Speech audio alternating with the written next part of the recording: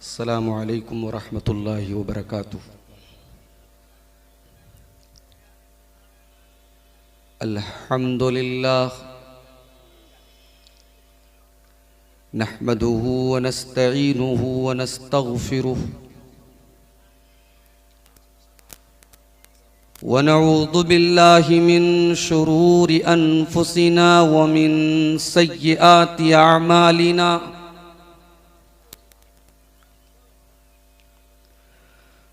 मन यहदिहिल्लाहु फला मुदिल्ल लहु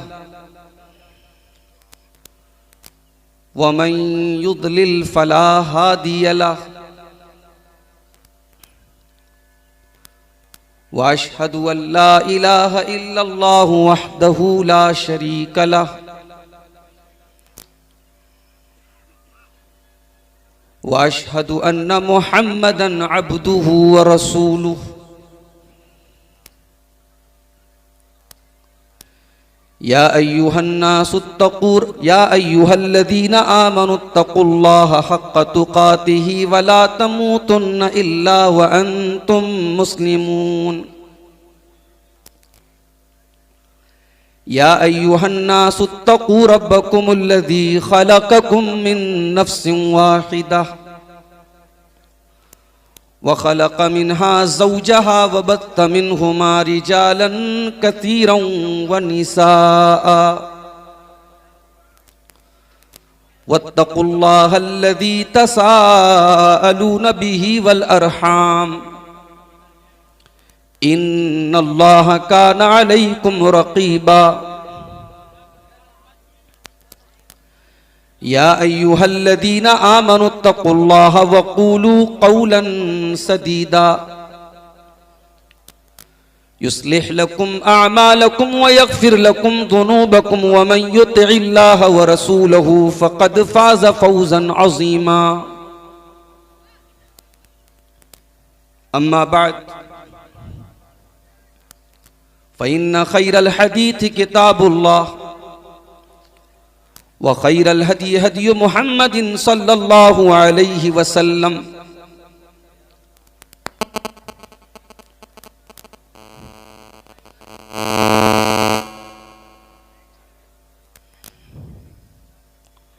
व शर्रल उमूरि मुहदसातुहा व कुल्ल मुहदसतिन बिदअह व कुल्ल बिदअतिन ज़लालह वकुल्ल ज़लालतिन फिन्नार। अऊज़ु बिल्लाहि मिनश शैतानिर रजीम। बिस्मिल्लाहिर रहमानिर रहीम। वमन यब्तगि गैरल इस्लामि दीनन फलन युक़बल मिन्हु वक़ाल तआला फ़ी मक़ामिन आख़र मन अमिल सालिहन मिन ज़करिन औ उन्सा व हुव मुअमिनुन फ़लनुहयियन्नहु हयातन तय्यिबह वलनजज़ियन्नहुम अजरहुम बिअहसनि मा कानू यअमलून।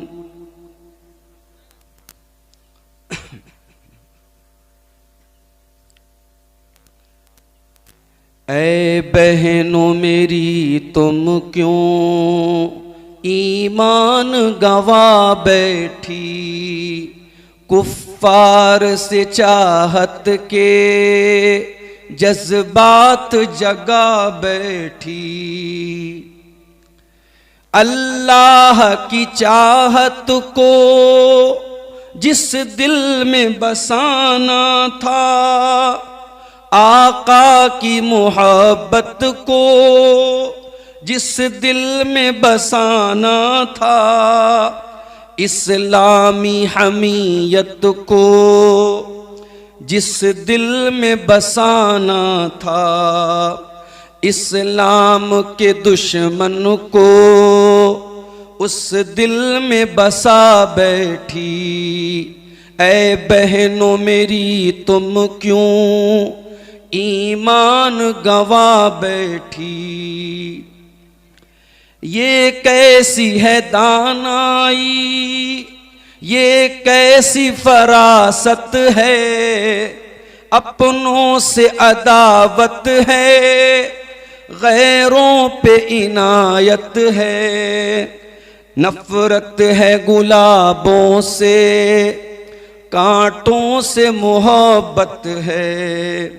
जिसकी न दवा कोई, वो रोग लगा बैठी।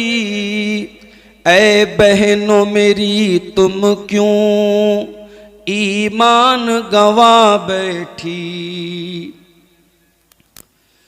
अहकाम शरीयत का कुछ पास नहीं तुमको, इस्लाम से उल्फत भी कुछ खास नहीं तुमको। मरना है तुम्हें एक दिन, एहसास नहीं तुमको। मखलूक की यादों में खालिक को बुला बैठी। ऐ बहनों मेरी तुम क्यों ईमान गंवा बैठी। बदकारी की लज्जत में तुम इतनी हुई अंधी। मगरिब की सकाफत में तुम इतनी हुई अंधी। काफिर की मोहब्बत में तुम इतनी हुई अंधी। इस्लाम के सीने पे शमशीर चला बैठी। ऐ बहनों मेरी तुम क्यों ईमान गंवा बैठी। जाफर ये तो बेपर्दा फिरने का नतीजा है। मर्दों से बिला हाजत मिलने का नतीजा है। आजाद फिजाओं में जीने का नतीजा है। अगियार की आंखों से तुम आंख लड़ा बैठी। ऐ बहनों मेरी तुम क्यों ईमान गंवा बैठी। कुफ्फार से चाहत के जज्बात जगा बैठी।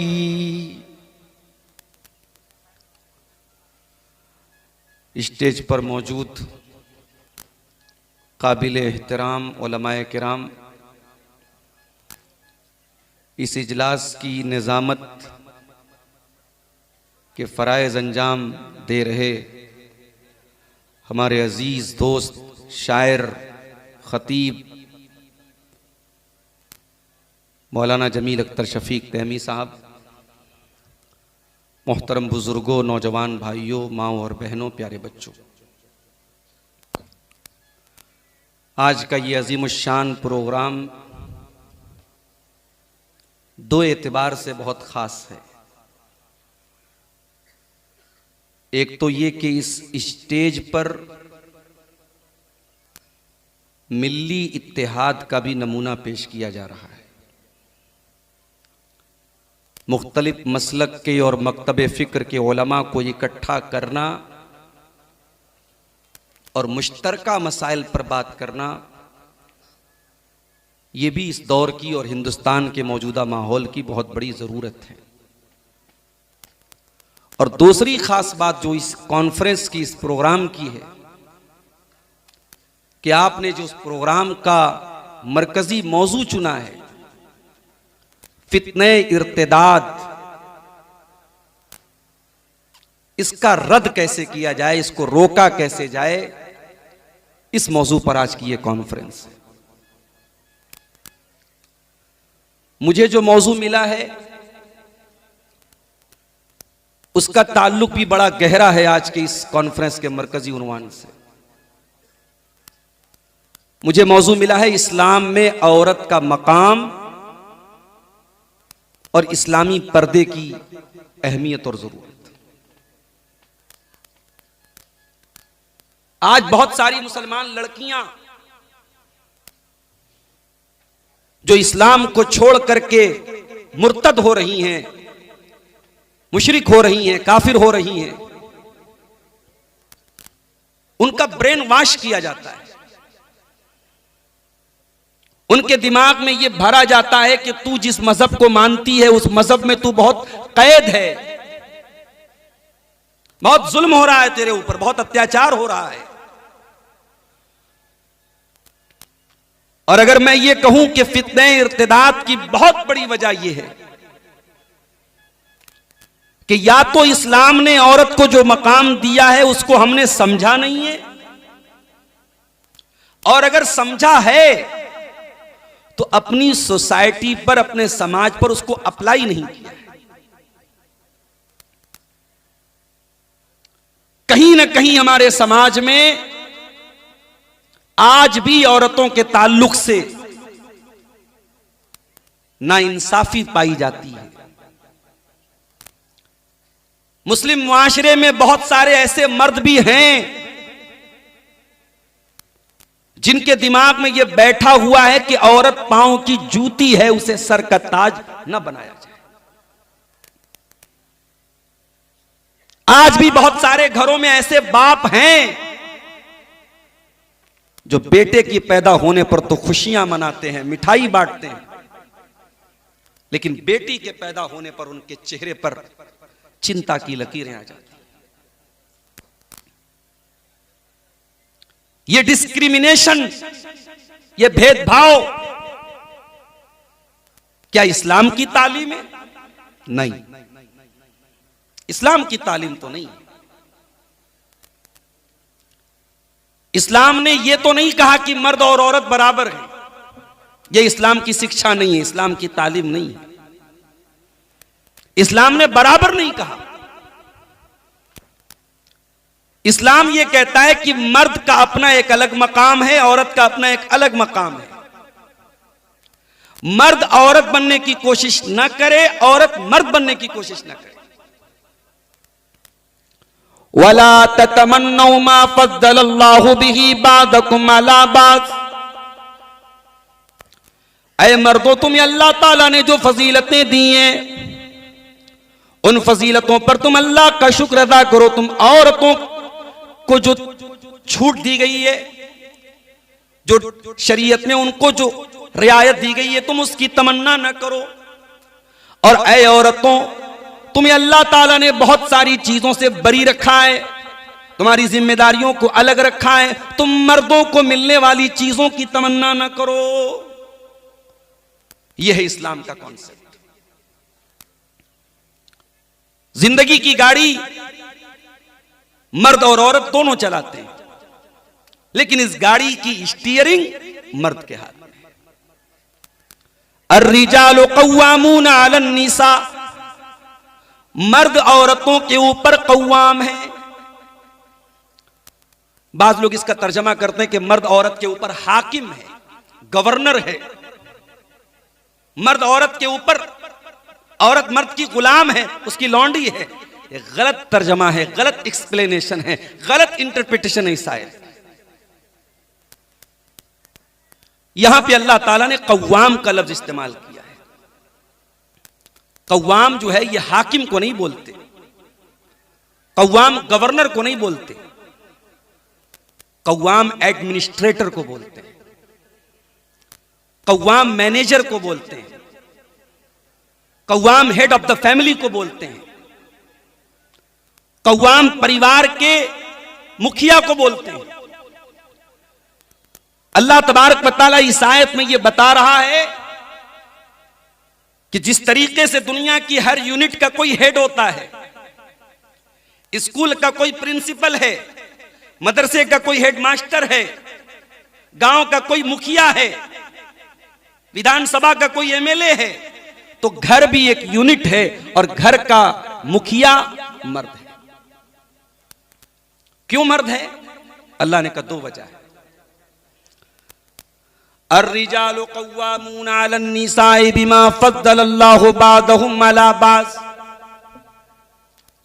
पहली वजह तो यह है कि अल्लाह ताला ने नेचुरल तौर पर मर्दों को औरतों से ताकतवर बनाया है, फैक्ट बात है, सच्ची बात है।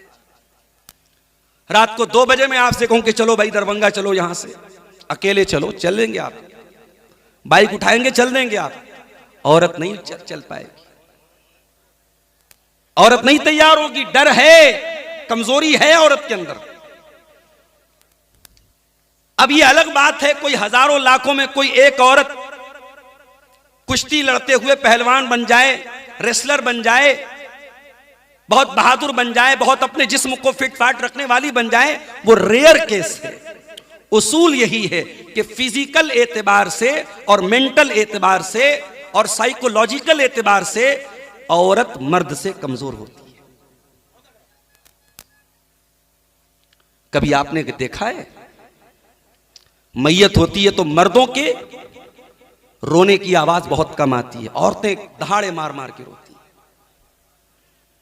औरतों को अपने जज्बात पर कंट्रोल कम होता है, यह मानना चाहिए, इसमें कोई ऐब की बात नहीं। तो अल्लाह ने कहा कि औरत मर्द औरत से ताकतवर है। एक वजह तो यह है उसको हेड बनाने की। वबिमा अनफकू मिन अमवालिहिम, और घर के परिवार का मुखिया मर्द इसलिए है क्योंकि कमा करके लाने की और खर्च करने की जिम्मेदारी मर्द की है, औरत को कमाना नहीं है।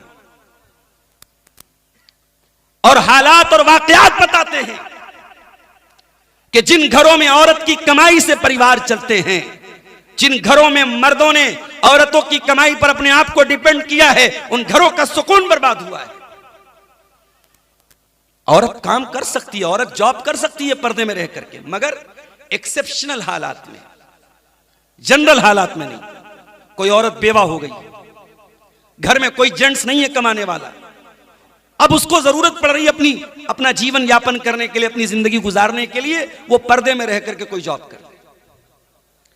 मगर यहां अपना शौक पूरा करने के लिए शौहर कहता जा तू जॉब कर।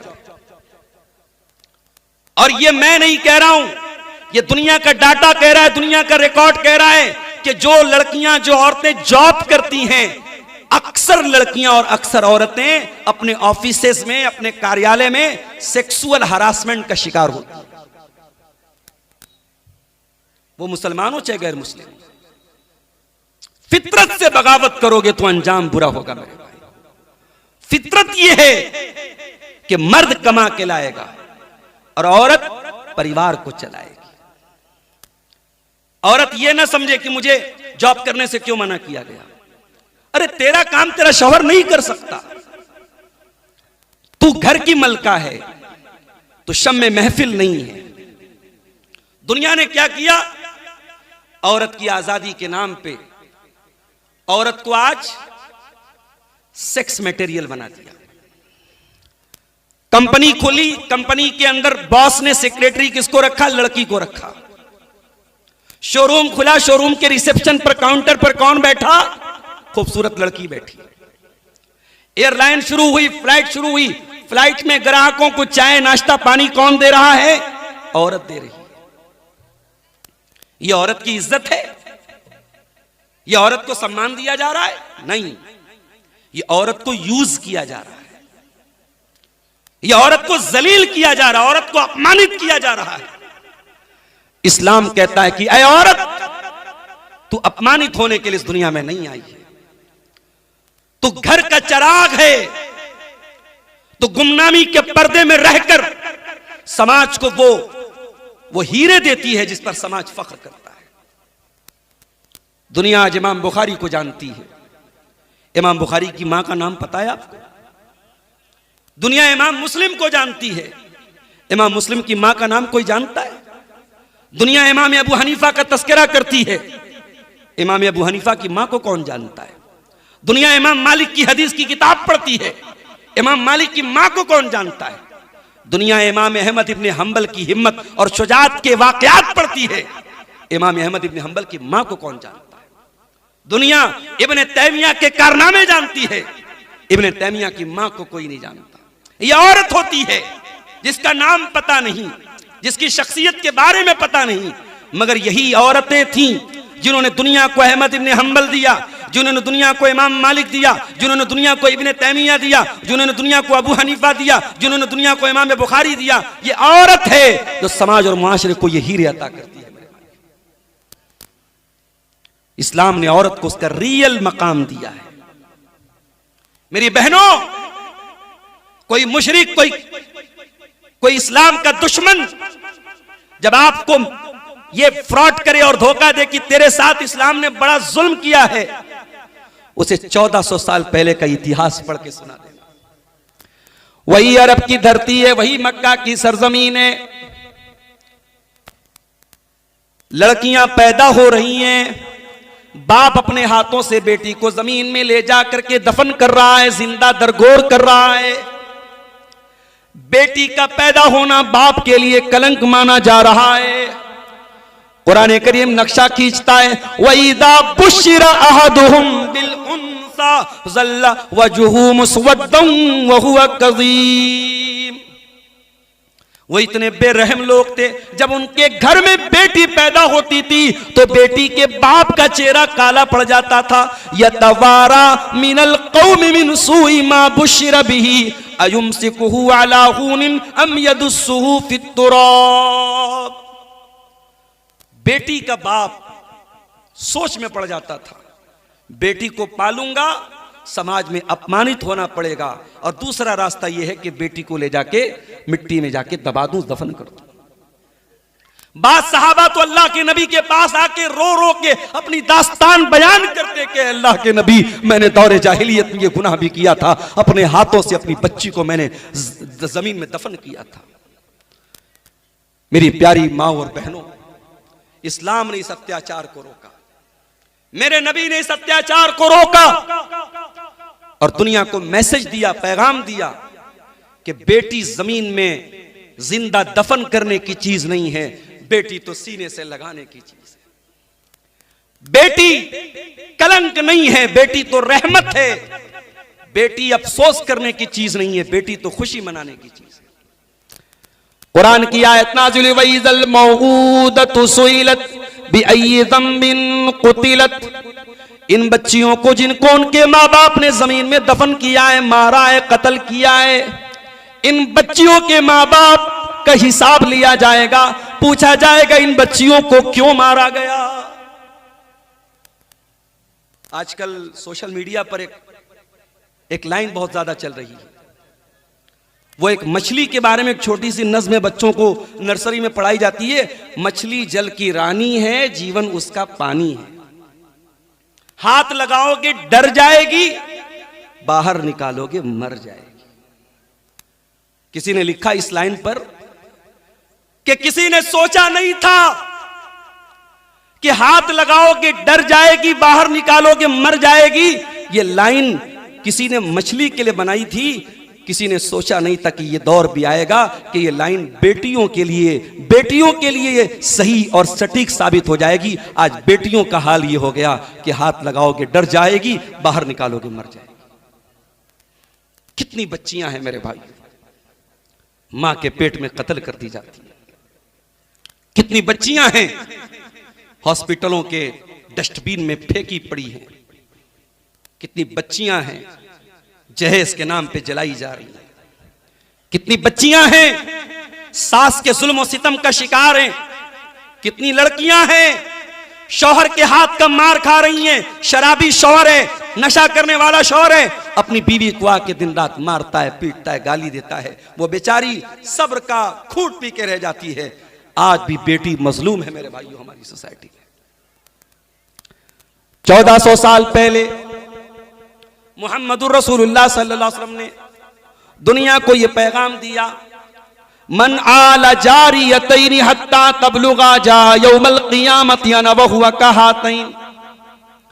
आपने अपनी 2 उंगलियों से इशारा करके फरमाया, जिसने 2 बेटियों को पाला होगा, 2 बेटियों की परवरिश का हक अदा किया होगा, 2 बेटियों के बाप को अल्लाह ताला कयामत के दिन उसके नबी के साथ रखेगा। वो कयामत के दिन अपने नबी के साथ आएगा।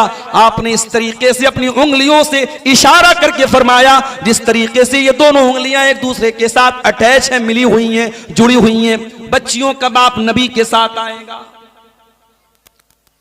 बुखारी की रिवायत है, हजरत आयशा फरमाती हैं एक साइला आती है भीख मांगने वाली, उसके साथ दो छोटी छोटी बच्चियां हैं।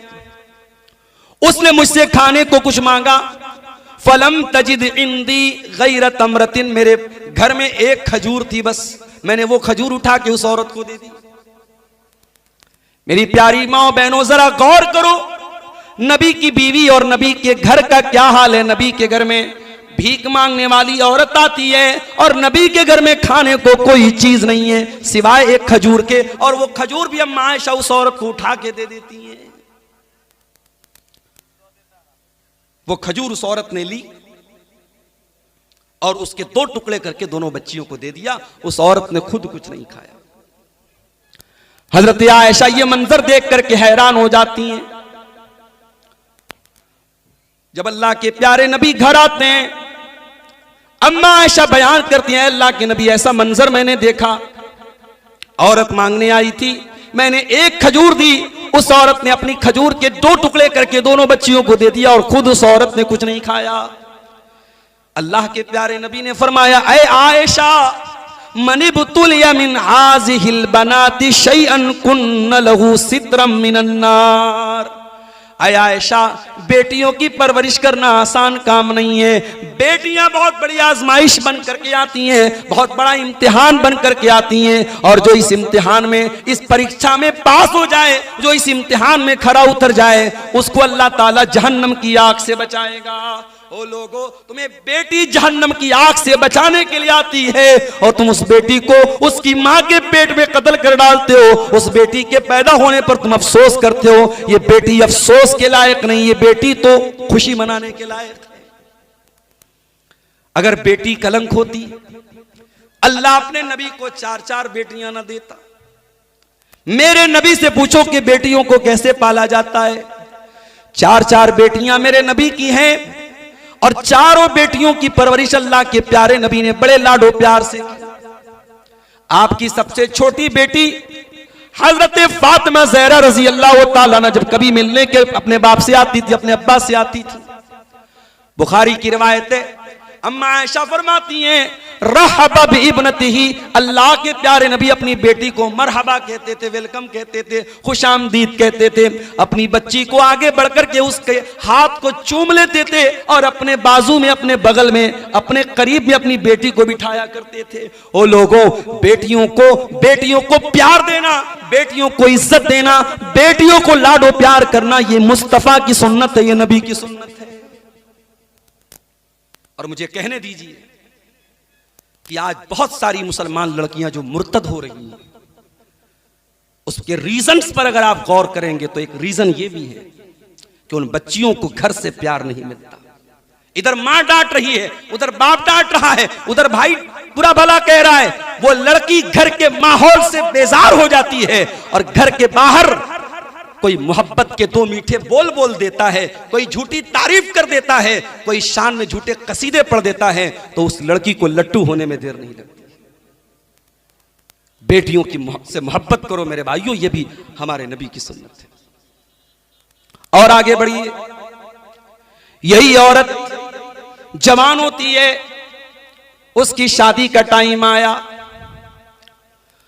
आप एक मां हैं, आप अपनी बच्ची के लिए रिश्ता देखने जा रही हैं, आप अपने बच्ची के लिए शौहर देखने जा रही हैं। उस शौहर के अंदर आपने क्या देखा? बात कड़वी है मगर सच है। मैं हजारों ऐसे रिश्तों को जानता हूं, मां बाप को यह भी पता है कि इस लड़के का लड़के का पास्ट बहुत गंदा है, पहले बहुत गंदा काम करता था, लड़का शराब भी पीता था, आज अच्छी जॉब पर आ गया, गवर्नमेंट जॉब में आ गया, अच्छा कमाने लगा, बिजनेस चल गया। लोग अपनी लड़की की शादी फट से कर देते हैं, कहते अरे यार शराब पीता था, कोई बात नहीं, हमारी बच्ची जाके संभाल लेगी। ऐसे भी घरों को मैंने देखा जहां पे वाज़े तौर पर, साफ तौर पर शिरकिया काम हो रहा है। जहां पे शिर्क हो रहा है वहां पर भी बेटियों का रिश्ता कर दिया जाता है, ये कह करके हमारी बेटी जाकर के माहौल को सुधार देगी, हमारी बेटी जाकर के वहां के दाग को साफ कर देगी। माफ करना मेरे प्यारे भाइयों, आपकी बेटियां कोई सर्फ एक्सेल तो नहीं है, कोई डिटर्जेंट पाउडर तो नहीं है कि आप उनके जरिए अपने दामाद के दाग को साफ करें और आप उसकी गंदगियों को साफ करें। जब रिश्ता देखने जाओ तो दीनदार दामाद तलाश किया करो, दीनदार रिश्ता तलाश किया करो। अल्लाह के नबी फरमाते हैं, इदा खतब इलैकुम मिम्मन तरज़ौन दीनहु व खुल्क़हु फज़व्विजू। जब तुम्हारे लड़कियों के लिए ऐसा रिश्ता आ जाए, लड़का दीनदार है, लड़का बाअखलाक है, तो उससे शादी कर दो। ये मत देखो कि कितनी प्रॉपर्टी है, कितना कमा रहा है। अगर कमा रहा है, इज्जतदार घर का लड़का है, दीनदार घर का लड़का है, अच्छे अखलाक वाला लड़का है, निकाह कर दो। अगर ऐसा नहीं करोगे ज़मीन में फितना और फसाद फैलेगा।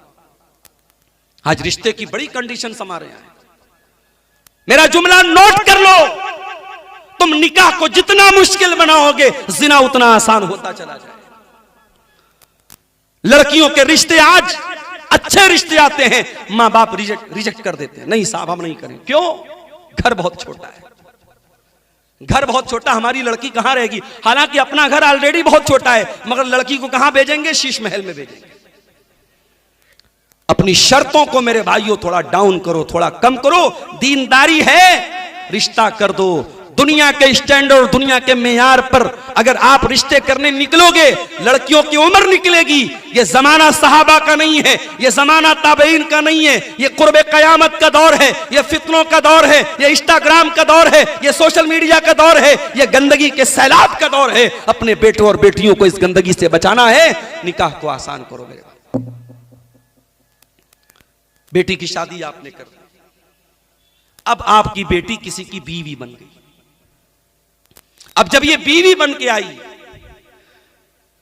दुनिया वाले कहते हैं साहब बीवी किसको बोलते हैं?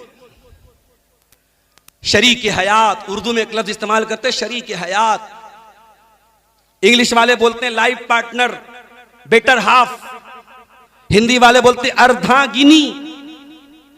इस्लाम ने बीवी को कौन सा लक़ब दिया? आइए जरा कुरान खोलते हैं। हुन्ना लिबासुल लकुम व अंतुम लिबासुल लहुन्ना। तुम्हारी बीवी तुम्हारे लिए लिबास है, तुम अपनी बीवी के लिए लिबास हो। लिबास अगर बदन से उतर जाए इंसान नंगा हो जाएगा। इंसान के बदन की का लिबास उसकी इज्जत को पर्दे में रखे हुए, उसको ढांपे हुए। कुरान कहता है बीवी शौहर के लिए लिबास है, शौहर बीवी के लिए लिबास है। दोनों एक दूसरे का पर्दा है, एक दूसरे की इज्जत है, एक दूसरे का सम्मान है। कुरान कहता है वमिन आयातिही अन खलक़ लकुम मिन अनफुसिकुम अज़वाजन लितस्कुनू इलैहा। तुम्हारी बीवी तुम्हारे सुकून का जरिया है। वजअल बैनकुम मवद्दतन व रहमा, और अल्लाह ने मियाँ बीवी के दिल में एक दूसरे की मोहब्बत और रहमत पैदा कर दी है। मियाँ बीवी के दिल में मोहब्बत अल्लाह पैदा करता है। मियाँ बीवी की मोहब्बत रेस्टोरेंट में पैदा होने वाली मोहब्बत नहीं है, पार्कों में पैदा होने वाली मोहब्बत नहीं है, सोशल मीडिया से पैदा होने वाली मोहब्बत नहीं, ये अल्लाह की पैदा की हुई मोहब्बत है। ये हलाल मोहब्बत है, ये जायज मोहब्बत है। तो बीवी जब औरत बीवी बन के आई है तो घर के सुकून का जरिया बन गई। इसीलिए अल्लाह के नबी से पूछा गया, अय अल्लाह के प्यारे नबी अय्युन निसाई खैर, सबसे बेहतरीन औरत कौन सी है? आपने फरमाया अल्लती तसुर्रुहु इज़ा नज़र, सबसे बेहतरीन बीवी वो है जब शौहर देखे तो खुश हो जाए। व तुतीउहु इज़ा अमर, और जब शौहर बीवी को कोई हुक्म दे तो बीवी बात मान ले। वला तुखालिफुहु फी नफ्सिहा व मालिही बिमा यकरह, और अपनी आबरू के सिलसिले में और शौहर के माल के सिलसिले में कोई ऐसा कदम ना उठाए जो शौहर को नाराज कर दे। ये तीन चीजें, ये तीन क्वालिटी एक बेहतरीन औरत की निशानी है। बीवी बनकर के औरत आई है तो शौहर को सुकून दे रही है। और हम लोग एक अक्सर एक लाइन सुनते हैं कि हर कामयाब मर्द के पीछे किसी औरत का हाथ होता है। मैं इस लाइन से पूरी तरीके से तो एग्री नहीं हूं, जिस तरीके से हर कामयाब मर्द के पीछे किसी औरत का हाथ होता है, वैसे ही हर कामयाब औरत के पीछे भी किसी मर्द का हाथ होता है। जब तक बाप अपनी बेटी की हौसला अफजाई ना करे, शौहर अपनी बीवी का साथ न दे, भाई अपनी बहन का साथ न दे, वो दुनिया में कुछ नहीं कर सकता।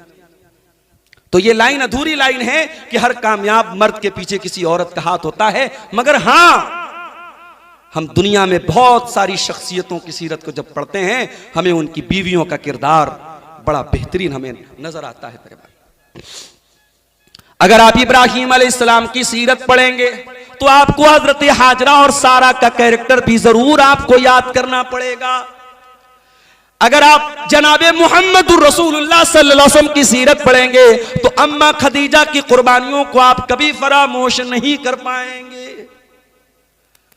बीवी अगर वफादार बीवी है, नेकशियार बीवी है, तो शौहर बड़े बड़े टेंशन और बड़े बड़े गम को मेरे भाइयों भूल सकता है। बीवी के पास आने के बाद दुनिया के सारे गम भूल सकता है, अगर बीवी वाकई में बीवी बन के दिखा दी। तो औरत अगर बीवी है तो उसका ये रूप है मेरे अजीज। और औरत अगर मां है, बच्चे की मां बन गई। अब मां की हैसियत से औरत का क्या इस्लाम में मकाम है। हमारे गैर मुस्लिम भाइयों के यहां साहब मां है तो उन्होंने खुदा का दर्जा दे दिया, मां के चरण छू रहे हैं, मां के पैर छू रहे हैं, मां को के आगे झुक रहे हैं। इस्लाम ने झुकने की तालीम तो नहीं दी। इस्लाम ने मां के को खुदा का दर्जा तो नहीं दिया है, यह शिर्क हो जाएगा, यह हराम हो जाएगा। मगर इस्लाम ने यह जरूर कहा है, इम्मा यबलुगन्ना इंदकल किबर अहदुहुमा औ किलाहुमा फला तकुल लहुमा उफ्फिन वला तनहरहुमा वकुल लहुमा कौलन करीमा। ऐ इंसान, तू दुनिया में चाहे जितनी तरक्की कर ले, जितना नाम कमा ले, जितना पैसा कमा ले, जब अपनी मां के पास आना, मां से अदब से बात करना, मां से कभी डांट के बात ना करना, झिड़क के बात ना करना। वक़्फ़िज़ लहुमा जनाह ज़ुल्ल मिनर रहमा, और अपनी मां के लिए अपने रहमत के बाजुओं को बिछा देना। वक़ुर रब्बिरहमहुमा कमा रब्बयानी सगीरा, और हमेशा ये दुआ करते रहना, ऐ अल्लाह मेरे माँ बाप पर रहम फरमा, उन्होंने बड़ी मुसीबतों और परेशानियों को झेल करके मुझको पाला है। सहाबी अल्लाह के नबी के पास आते, ऐ अल्लाह के नबी, आपके साथ जिहाद में जाना चाहता हूं, मेरी मां मुझे मना कर रही है, मेरी मां की खिदमत करने वाला कोई नहीं है, मेरी मां रोक रही है। ऐ अल्लाह के नबी, लेकिन मैं आपके साथ जिहाद में जाना चाहता हूं। आपने फरमाया, जो तुम्हारी मां की कोई खिदमत करने वाला नहीं है, फलज़महा, तो तुम जिहाद के मैदान में बाद में कभी चले जाना, जा करके पहले अपनी मां की खिदमत करो, मां को तवज्जो दो, मां को प्यार दो, मां को सम्मान दो। फ़इन्नल जन्नत तहत रिजलिहा, उसके कदमों के नीचे तुम्हारी जन्नत है। तो ये मां का मकाम है मेरे भाई। औरत बीवी है तो घर का सुकून है, औरत मां है तो औलाद के लिए जन्नत का सबब है, औरत अगर बेटी है तो अपने माँ बाप के लिए रहमत बन के आई है। ये इस्लाम में औरत का मकाम है। लेकिन हां, इस्लाम ने औरत को बालिग होने के बाद, जवान होने के बाद पर्दे की तालीम दी है। या अय्युहन नबी कुल लिअज़वाजिका व बनातिका व निसाइल मुमिनीना युदनीना अलैहिन्ना मिन जलाबिबिहिन्ना। ऐ नबी, अपनी बीवियों से कह दो, अपनी बेटियों से कह दो, तमाम मुसलमान औरतों से कह दो, जब वो अपने घर से निकले तो अपने ऊपर जिलबाब डाल लें, अपने ऊपर चादर डाल लें, अपने ऊपर नकाब डाल लें। ज़ालिका अदना अन युरफ़ना फला युज़ीन। ये चादर, ये नकाब, ये पर्दा दुनिया को बताएगा ये इज्जतदार घर की लड़कियां हैं, ये इज्जतदार घर की औरतें। माफ करना मेरी मां और बहन, किसी जमाने में ये नकाब था पाक दामन औरत की निशानी, अब ये नकाब पाक दामन औरत की निशानी नहीं रह गया है। दरभंगा से आपके गांव में आते हुए कितने नकाब मुझे नजर आए। उस नकाब का मकसद अपनी खूबसूरती को छुपाना नहीं था, अपनी खूबसूरती को दिखाना था। और आज अफसोस की बात यह है, मेरे पास राजस्थान के कोटा शहर से एक फोन आया 2 दिन पहले। एक नौजवान ने मुझे फोन किया। कोटा शहर मेडिकल की तैयारी के लिए जाना जाता है, बहुत फेमस शहर है। वो लड़का रहने वाला था झारखंड का, पाकुड़ का रहने वाला था। उसने कहा मौलाना साहब कुछ बात करना है, फुर्सत में हो तो बताएं। मैंने कहा बताओ। वो लड़का रोते हुए मुझे एक बात बताता है।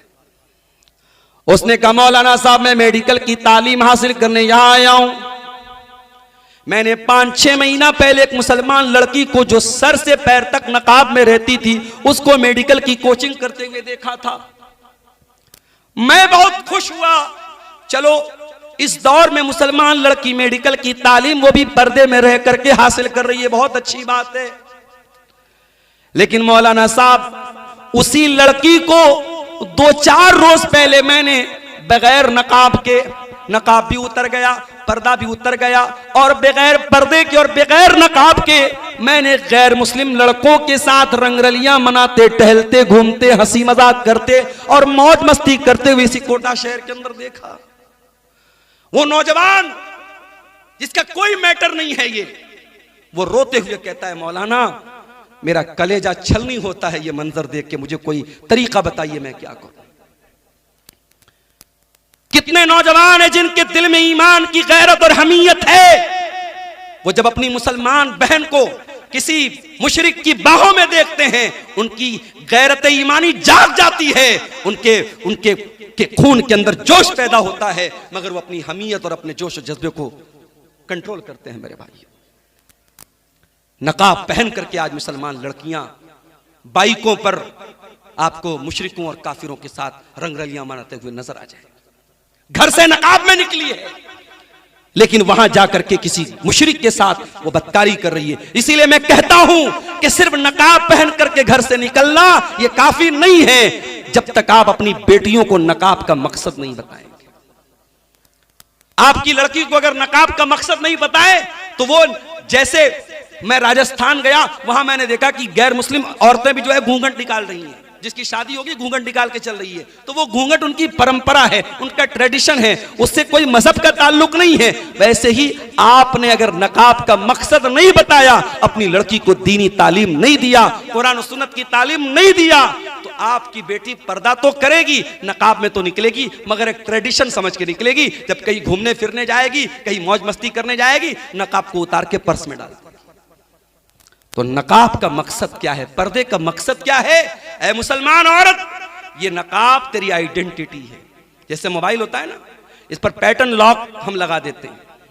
अब ये पैटर्न लॉक जब तक हम पैटर्न नहीं डालेंगे, पासवर्ड नहीं डालेंगे, मोबाइल का लॉक खुलने वाला नहीं है। मुसलमान औरत का नकाब उसका पैटर्न लॉक है, उसका पासवर्ड है, उसकी आईडी है, उसकी आइडेंटिटी है। दुनिया को मालूम हो जाता है कि नहीं, ये लॉक औरत है, ये इज्जतदार औरत है, इसको छेड़ नहीं सकते, इससे हम फेयर नहीं हो सकते, इससे फ्री नहीं हो सकते, इससे फ्रैंक नहीं हो सकते। ये दुनिया को एक मैसेज चला जाता है। अच्छा, आजकल क्या हो रहा है, वक्त मेरा चूंकि 11:15 बज रहे हैं और थोड़ा सा ताखिर हो गई मुझे टाइम मिलने में भी। मुंतज़िमीन को मैंने बताया था मुझे अभी फौरन निकलना है, पटना जाना है। सुबह 3:15 बजे मेरी ट्रेन है पटना से, लंबा सफर है यहाँ से। चंद आखिरी बातें करके बात खत्म कर रहा हूं। ये जो पर्दा है ना, बाज मुसलमान लड़कियां जब कॉलेज में पढ़ती हैं, थोड़ी मॉडर्न एजुकेशन हासिल करती हैं, तो क्या कहती हैं, ये पर्दा वर्दा कोई चीज नहीं है। असल चीज क्या है, दिल साफ होना चाहिए। हमारे पड़ोसी मुल्क में डॉक्टर जाकिर नायक साहब ने एक न्यूज एंकर से कह दिया कि मेकअप लगा करके कोई औरत अगर किसी मर्द के सामने बैठी है, मेकअप करके, बन करके, संवर करके, और आधा घंटे तक वो मर्द उस औरत के सामने रहता है और मर्द के दिल पे कोई चेंजिंग, कोई हलचल नहीं होती है, तो उस मर्द को इलाज कराना चाहिए, वो मर्द नहीं है। बड़ा बवाल हुआ साहब वहां। लोगों ने कहा डॉक्टर जाकिर नायक की सोच बड़ी गंदी है। सोच गंदी नहीं है, ये नेचुरल बात है। और अगर तुमको लगता है कि ये गलत बात है तो जरा बर्दाश्त करके दिखाओ तुम्हारा दोस्त तुम्हारे घर में आया है और तुम्हारी बीवी सामने बैठी है बन करके सवर करके मेकअप करके और तुम्हारा दोस्त बैठ करके उसको निहार रहा है, अगर तुम्हारे अंदर वाकई में शौहर की गैरत है, मर्दानगी है, तो क्या तुम बर्दाश्त करोगे? घर में आओगे और सामने देखोगे कि दोस्त मेरी बीवी के सामने बैठा है और आधा घंटे से बैठ के निहार रहा है, तो आप कहेंगे कोई हर्ज की बात नहीं, दिल में कोई हलचल नहीं पैदा होती। आपको गुस्सा आएगा, आप नाराज होंगे, बीवी को डांटेंगे, ये क्या बदतमीजी है। तो जिस तरीके से आपकी बीवी एक औरत है, दुनिया की तमाम बीवियां किसी न किसी की, दुनिया की तमाम औरतें हैं किसी न किसी की बीवी है मेरे भाई। तो इस्लाम का एक सिंपल सा उसूल है कि औरत और मर्द के अंदर एक अट्रैक्शन है। और मैं यहां एक बात यह भी बता दूं, मैं अभी कटिहार के इलाके में गया, एक मदरसे में छोटा सा प्रोग्राम था मेरा, मैंने देखा जवान लड़कियां आ रही हैं हाफिज साहब से कुरान पढ़ने। जवान लड़कियां बगैर नकाब के बगैर पर्दे के जवान हाफिज जी से इमाम साहब से कुरान पढ़ने आ रही हैं। वल्लाह ये बहुत बड़ा फितना है, बहुत बड़ा फितना है। हाफिज साहब, आलिम साहब, मुकर्रिर साहब, खतीब साहब, अल्लामा साहब हैं तो मर्द, और वो लड़की अगर अपने इलाके की सबसे नेक अल्लाह की वलिया हो तब भी वो औरत है। और दुनिया का कोई भी नेक से नेक मर्द हो और दुनिया की कोई नेक से नेक औरत हो, अगर तन्हाई में दोनों मिलते हैं, मेरे प्यारे रसूल का फरमान है ला यखलुवन्न रजुलुन बिइम्रातिन इल्ला वसालिसुहुम शैतान। जब कोई गैर मर्द किसी गैर औरत के साथ मिलता है तो तीसरा शैतान होता है। इसलिए सोशल मीडिया इस्तेमाल करने वाली मेरी बहनें कान खोल के सुन लें, ये इंस्टाग्राम पर, ये फेसबुक पर, ये व्हाट्सएप पर इस्लाम के नाम पे जो दोस्ती हो रही है, मसले मसाइल के नाम पे जो फ्री हो रहे हो, हलाल हराम के नाम पे जो फ्री हो, बंद करो ये बदतमीजी, बंद करो ये बेहूदगी। नहीं साहब, वो तो मेरी दीनी बहन है, वो तो मेरा इस्लामी भाई है, हम लोग तो बस मसले मसाइल की बात करते हैं। मेरे नबी की ये हदीस हमेशा याद रखो, जब कोई मर्द और कोई औरत अकेले होते हैं तीसरा शैतान होता है। सोशल मीडिया पर भी आप अकेले हैं, व्हाट्सएप पर भी आप अकेले हैं, फेसबुक पर भी आप अकेले हैं, इंस्टाग्राम पर भी आप अकेले हैं। जहां आपको प्राइवेसी मिल रही है आप चैटिंग करेंगे, आप बातें करेंगे, फितना पैदा हो। इसलिए मेरी बहनों, आप दुनिया की वो कीमती दौलत हैं जिसे इस्लाम ने पर्दे में रहने का हुक्म दिया है। और आखिरी बात, बास घरों में मैंने ये भी देखा कि साहब मोहल्ले के लड़कों से तो बहुत पर्दा हो रहा है, गांव के लोगों से तो बड़ा पर्दा हो रहा है, लेकिन घर के अंदर देवर भाभी में कोई पर्दा नहीं है, कजिन्स में कोई पर्दा नहीं है। खाला के लड़के, चाचा के लड़के, मामा के लड़के, ताया के लड़के घर में आ रहे हैं, जवान बेटी है, उठ रहे हैं, बैठ रहे हैं, हंसी मजाक हो रहा है और हमें कोई प्रॉब्लम नहीं। साहब ये सब तो आपस में कजिन है, कजिन्स भी एक दूसरे के लिए गैर महरम है। जीजा अपनी भाभी के लिए, जीजा अपनी साली के लिए गैर महरम है, देवर अपनी भाभी के लिए गैर महरम है। तो ये जो रिश्तेदारियों में जो महरम गैर महरम का फर्क नहीं है, इसने भी हालात बहुत खराब किए हैं मेरे भाई।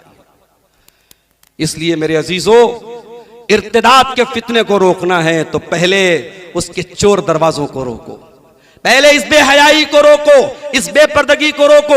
ये आपका दरभंगा शहर, ये मधुबनी शहर, ये आपके ये इलाके जो अल्हम्दुलिल्लाह मुसलमानों की एक बड़ी बस्तियां, मुसलमानों की एक बड़ी आबादी है यहाँ। जब इन बस्तियों और इन आबादियों में हम मुसलमान लड़कियों को रास्ते में हंस हंस के मोबाइल पर बात करते हुए देखते हैं, जब हम उनको होटलों और रेस्टोरेंट में किसी के साथ बेहयाई करते हुए देखते हैं, वल्लाह हमारे कलेजे छलनी होते हैं, हमारे दिलों को तकलीफ होती है कि ये कौम कहां जा रही है, इस कौम की लड़कियां कहां जा रही हैं। और सबसे बढ़ करके अगर कौम की लड़कियां ये काम कर रही हैं तो कौम के जो मर्द हजरात हैं, जो घरों के गार्जियन हजरात हैं, वो क्या काम कर रहे हैं। वल्लाह वो मर्द दय्यूस है, वो मर्द बेगैरत है, वो मर्द बेहया और बेशरम है जिसके घर की औरतें बेपर्दगी करें और उसको कोई फर्क ना पड़े। अल्लाह के नबी की आखिरी हदीस सुना के बात खत्म करता हूं। अल्लाह के प्यारे नबी सल्लल्लाहु अलैहि वसल्लम फरमाया कि 3 लोग ऐसे होंगे जिनकी तरफ कयामत के दिन अल्लाह ताला ना तो देखेगा, ना बातचीत करेगा, ना पाक और साफ करेगा। नंबर 1 अल आक़ लिवालिदैहि, अपने माँ बाप को सताने वाला। नंबर 2 अल मरअतुल मुतरज्जिला, मर्दों की कॉपी करने वाली औरत। और नंबर 3 अद्दय्यूस अल्लज़ी युक़िर्रु फी अहलिही अल खुबुस, वो दय्यूस और बेगैरत इंसान जिसके घर में बेगैरती और बेपर्दगी हो रही हो और उसको कोई फर्क ना पड़ रहा हो। इसलिए मेरे अजीजों, इस बेपर्दगी को रोको, इस बेहयाई को रोको, अपनी बच्चियों को तालीम दो। मैं हायर एजुकेशन देने से मना नहीं करता, मगर हाँ माहौल बहुत खराब है। आपकी बेटियों को दीन से डिस्ट्रैक्ट करने के लिए, दूर करने के लिए हजारों चीजें मौजूद हैं। आप कभी अकेले में बैठ के गौर करो, मेरी बच्ची को दीन सिखाने वाला कौन है। आज हमारी मस्जिदों में औरतों का इंतजाम आम तौर से नहीं है। जुमा के खुतबे में आम तौर से औरतें नहीं जाती हैं। जलसे साल में कभी एक बार हुई, औरतों का इंतजाम हुआ, वरना वो भी नहीं होता। हमारे घर की औरतों को दीन की तालीम ना के बराबर मिल रही है।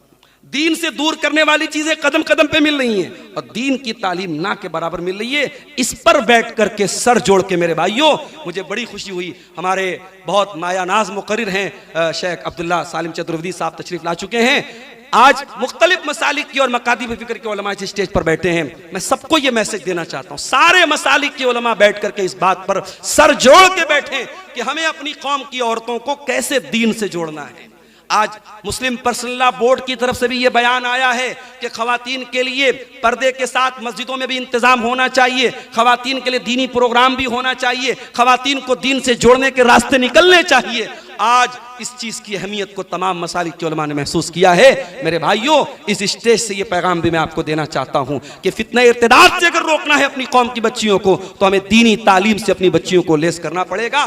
पर्दे का जो शरई मतलब है उसको अपने घर में लागू करना पड़ेगा। इंशाअल्लाह अगर इन तालीमात पर हम अमल करेंगे, इंशाअल्लाह मुआशरे की तस्वीर बदलेगी। अल्लाह से दुआ है रब्बुल आलमीन हमारी कौम की बच्चियों को इस फितने से महफूज रखे। रब्बुल आलमीन हमें, हमारी बहनों को इस्लामी पर्दे को अपनाने की तौफीक अता फरमाए। आज की ये कॉन्फ्रेंस इन भाइयों की मेहनत और कोशिश और ताउन से मुनक़िद हुई है। अल्लाह उनके मालो मनाल, अहलो अयाल और इल्म अमल में बरकत अता फरमाए। अल्लाह इस कोशिश को कबूल फरमाए। हम सबका मिलना जुलना बैठना और जमा होना अल्लाह कबूल फरमाए। अल्लाह हम सबको ईमान पर कायम रखे और ईमान पर हम सबका खात्मा हो। आमीन। व आखिर दावाना अल्हम्दुलिल्लाहि रब्बिल आलमीन। वस्सलामु अलैकुम व रहमतुल्लाहि व बरकातुहू।